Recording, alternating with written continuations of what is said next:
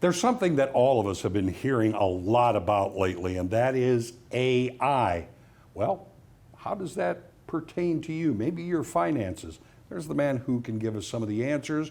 Bruce Porter, always good to see you, Bruce. Good to see you. Okay, there it is. Artificial intelligence. Everybody's going, is it taking over? Am I going to be able to help myself? So if you have any concerns about AI, just rewatch the Schwarzenegger movies called Terminator. Yeah, good, yeah. Right? And that'll kind of bring us all up on the same page. That's what I worry about, Yes, right? of All right. course. So let's dive into it. All right. You know, I wrote an article recently for Kiplinger magazine about artificial intelligence and financial planning. It's becoming a real issue, but the problem that I see is there's no human element to it. And a lot of people that when they want a money manager, they want somebody to help them navigate their financial life, they want to sit across the table Exactly. and talk to somebody. And that's what artificial intelligence cannot do. So, how is AI being used right now? Well, I can tell you, we use some of that ourselves here at the office. Okay. We get a lot of real-time Wall Street analytics. We can dive into the data and the information, and we can get a lot of accurate information very quickly, and it helps us analyze how we want to move forward, things like that. We can answer objective questions with detailed answers because we basically use AI to come up with that.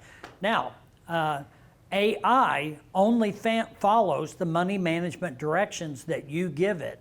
Right. There is no human element. There is no emotion. So if you tell it, I want to do X, it will do that to the extreme. It will not do anything else, and it won't even think about it, which adds a layer of complexity, because do you trust yourself and the directions you give your system? That would be the greatest fear I have. And so what if you're wrong? But you kind of started this, it sounds like you look at the analytics, you gather data, but you're still the bulwark there. That's right. I have a human I can look in the eyes and say, what do we do? That's right. We all use artificial intelligence at some level. We try to use it to our advantage for information to help you make an informed choice. So the problems with AI, there's cybersecurity risk. Anybody, you know, the hackers, I don't know, it's way over my head. Somebody hacks in, they get your information, it's all on out here in this cloud somewhere that's got, well, what if somebody gets into that? Well, then they've got all your information. Limited knowledge base. So AI is only going to do what you instructed to do. It's not going to go outside those parameters. So if you only tell it to do one task, it's going to only do that. It's probably not going to go outside of that. It's very good at imitating patterns of market behavior. Right. So that may or may not be in your game plan. So again, when you relinquish control of management to a computer or an algorithm, it may be more aggressive than you want it to be, or more conservative, and you're not going to have a lot of control over that. Okay. There's no human interaction to that. You can't express to somebody your concerns. It's not really going to limit, or it's not going to listen to what those are, and it's discriminatory. It will not operate outside of the parameters that you give it. It follows the parameters. That's and right. That's it. Okay. So you can analyze vast amounts of data very quickly. You can automate tasks, so you know, reinvesting, things like that. Sure. It provides a lot of insight.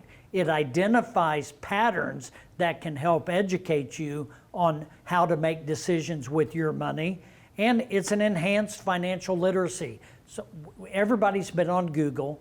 You want to know something, Google it, right? Then you can read. That's all artificial intelligence. It's creating that information. True. The important part, though, is trusting yourself versus trusting an expert. I mean, there's the difference. Do I trust myself with AI? Yeah, probably not. Well, and not to this degree. Everybody's heard everything you read on the internet is accurate. Abraham and Lincoln truthful, said that. right? Yeah. I don't think so. You don't think so? So, if you want simple solutions, this very complex world that we live in, give us a call, look up our QR code, let's just sit down and chat, because maybe you want somebody, a human, to actually sit down with you and develop a plan, that's what we can do. There it is. Yep. Go eyeball to eyeball at the Resource Center.